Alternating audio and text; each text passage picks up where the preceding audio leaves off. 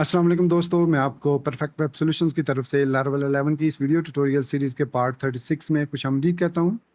मेरा नाम इमरान कासिम है और आज के इस वीडियो ट्यूटोरियल में हम मॉडल इवेंट्स को डिस्कस करने जा रहे हैं, क्योंकि ये हमारी जो अभी कुछ पार्ट्स हैं ये इवेंट्स से रिलेटेड हैं। सो आज के इस वीडियो ट्यूटोरियल में हम मॉडल इवेंट्स के बारे में सीखेंगे कि मॉडल इवेंट्स क्या हैं और उनको कैसे यूज़ किया जाता है, क्योंकि ये क्वेश्चन नॉर्मली इंटरव्यूज़ में भी आपसे पूछा जा सकता है कि इवेंट्स क्या होते हैं, फिर मॉडल इवेंट्स क्या होते हैं, उनको यूज़ करने का क्या तरीका है और क्यों हम मॉडल इवेंट्स को यूज़ करते हैं। तो ये सब के सब चीज़ें आज आप आज के इस वीडियो ट्यूटोरियल में सीखेंगे विद प्रैक्टिकल एग्जाम्पल। सो मैं उम्मीद करता हूँ कि आप मेरे इस वीडियो ट्यूटोरियल को एंड तक देखेंगे और इसको लाइक भी करेंगे। इसके अलावा अगर आप हमारे इस चैनल परफेक्ट वेब सॉल्यूशंस पर न्यू हैं तो इसको सब्सक्राइब करते हुए साथ में मौजूद बेल के आइकन को प्रेस करते हुए ऑल नोटिफिकेशंस को भी ऑन कर लीजिएगा, ताकि आने वाले वीडियो ट्यूटोरियल्स की अपडेट्स आपको मिलती रहें। Thank you very much. तो चलिए शुरू करते हैं आज के इस वीडियो ट्यूटोरियल को। दोस्तों, जैसा कि लास्ट वीडियो ट्यूटोरियल में हमने सीखा था इवेंट्स और लिसनर के बारे में कि इनकी मदद से हम नोटिफिकेशंस को जनरेट कर सकते हैं और अपनी जो एप्लीकेशन की लॉजिक है, जिसमें जैसे हमने मेल सेंड की थी, एक सिंपल मेल सेंड की थी मेल फसाड को यूज़ करते हुए, उसको डीकपल करके इवेंट्स और लिसनर के साथ अटैच कर सकते हैं। It is a important concept of object oriented programming के आपकी जो प्रोग्रामिंग है या जो आपका प्रोजेक्ट है या जो आपकी ऐप है वो टोटली डीकपल होनी चाहिए। ये कुछ रूल्स हैं ऑब्जेक्ट ओरिएंटेड प्रोग्रामिंग है, जिनको सॉलिड प्रिंसिपल कहा जाता है, जिसको SOLID कहते हैं। इस पर मैंने इन पांच वर्ड्स पर 5 पार्ट्स बनाए हुए हैं चैनल पर। तो आप मेरे चैनल पर जाकर उसके सर्च के क्लिक करके आप देख सकते हैं सॉलिड प्रिंसिपल्स। क्या होते हैं वो आप देख लीजिएगा। हम बढ़ते हैं आज के इस वीडियो ट्यूटोरियल की तरफ।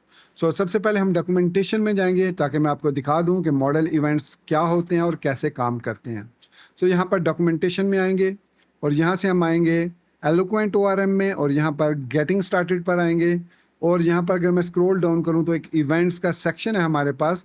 यहाँ पर लिखा हुआ है कि एलोक्वेंट मॉडल जो है वो डिस्पैच करता है सेवरल इवेंट्स, क्योंकि already predefined events hooks हैं बेसिकली हमारे पास, allowing you to hook into the following movements. ये बेसिकली 15 मूवमेंट्स हैं हमारे पास लारावेल के मॉडल्स के अंदर, जिसमें है retrieved, creating, created, updating, updated, saving, saved, deleting, deleted, trashed, forced deleted, restoring, restored and replicating।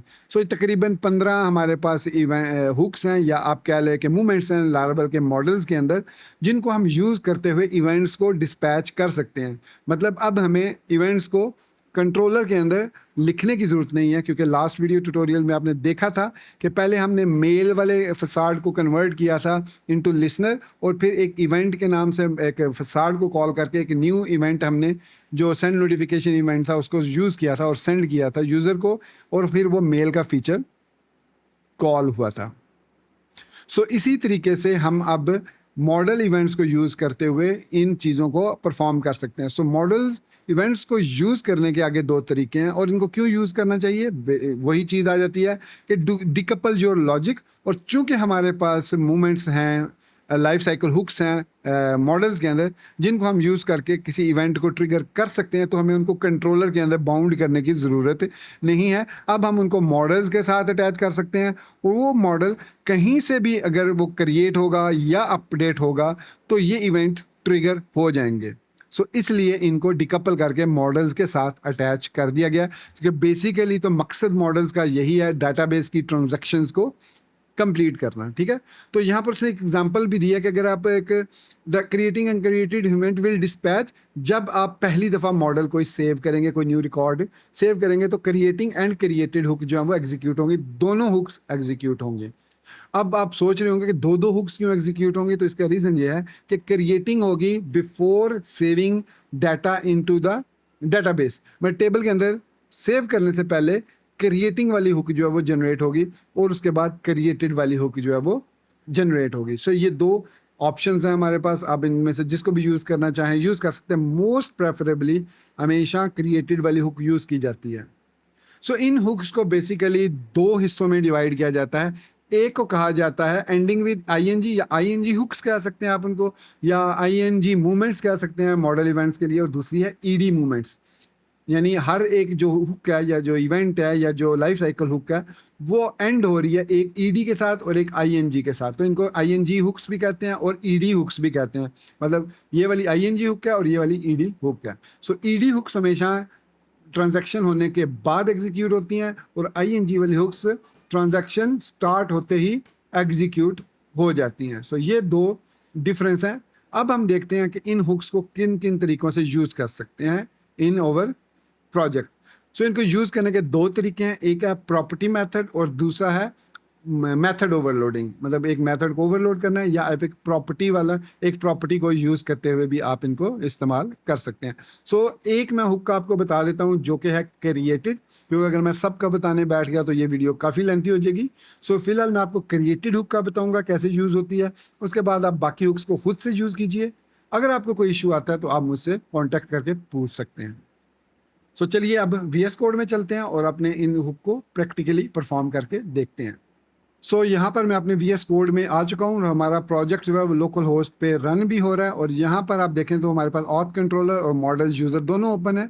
So auth controller के अंदर हमने ये इवेंट जनरेट किया था और उससे पहले हमने ये मेल फसाड यूज़ किया था।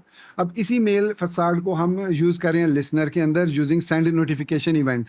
सो इसको मैं कर देता हूँ कमेंट इन दोनों को। ये देखिए मैंने कर दिया कमेंट। अब मैं आता हूँ अपने मॉडल के अंदर और यहाँ पर कहीं पर भी जहाँ पर प्रॉपर्टीज़ हैं यहाँ पर मैं लिख देता हूँ प्रोटेक्टेड डिस्पैचेस इवेंट्स। सो डिस्पैचेस इवेंट बेसिकली एक प्लूरल वैल्यू है क्योंकि ये मल्टीपल इवेंट्स हम यहाँ पर एरे की सूरत में डिस्पैच कर सकते हैं। फिर जो भी इवेंट वो ट्रिगर करेगा वो उसके अगेंस्ट उस क्लास को उस इवेंट को जनरेट कर देगा। फॉर एग्जांपल अगर यहाँ पर मैं लिखता हूँ क्रिएटेड और इसके अगेंस्ट मैं जनरेट करता हूँ सेंड नोटिफिकेशन इवेंट क्लास, तो देखिए इसके बाद हम यहाँ पर अपडेटेड भी दे सकते हैं। तो इसके अगेंस्ट आप जो भी हुक जनरेट करना चाहें वो यहाँ पर इवेंट जनरेट करना चाहें वो कर सकते हैं। फिलहाल चूंकि हमारे पास एक ही इवेंट है तो इसी को यूज़ करते हैं क्रिएटेड इवेंट के साथ।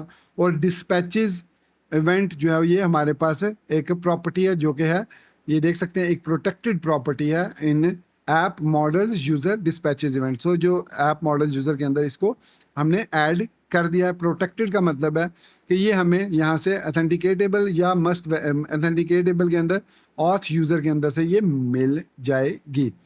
सो जैसे ही हम न्यू यूज़र रजिस्टर्ड करेंगे ये सेंड नोटिफिकेशन इवेंट जनरेट होगा और ऑटोमेटिकली एक यूज़र का ऑब्जेक्ट पास हो जाएगा हमारे इस इवेंट को और इसके अगेंस्ट जो लिसनर है ये वाला कॉल हो जाएगा और एक मेल जो है वो जनरेट हो जाएगी।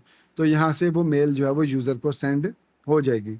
सो चलिए इसको अब हम प्रैक्टिकली करके देखते हैं क्योंकि इतना ही हमें करना था। यहाँ पर सिंपली एक क्रिएटेड हुक क्रिएट करनी थी और एक उसको क्लास इवेंट क्लास जो है वो साइन करनी थी। तो यहाँ पर मैं आ चुका हूँ अपने इसमें ब्राउज़र में और यहाँ पर मैं लोकल होस्ट 8000 में जाता हूँ और यहाँ पर रजिस्टर्ड को क्लिक करता हूँ और यहाँ पर एक न्यू यूज़र को हम रजिस्टर कर लेते हैं। फॉर एग्ज़ाम्पल john@gmail.com और पासवर्ड हम इसका स्टैंडर्ड जो रखते हैं आप कुछ भी रख लीजिएगा। आप जैसे ही मैं रजिस्टर्ड पे क्लिक करूँगा एक इवेंट ट्रिगर होगा और यहाँ पर ये देखिए व्यू ईमेल कर सकते हैं, ओपन मेल डायरेक्टरी कर सकते हैं। तो यहाँ पर हम इसको ओपन मेल डायरेक्टरी करते हैं तो ये देखिए हमारे पास आज की डेट में यहाँ पर ये इवेंट जनरेट हो चुका है।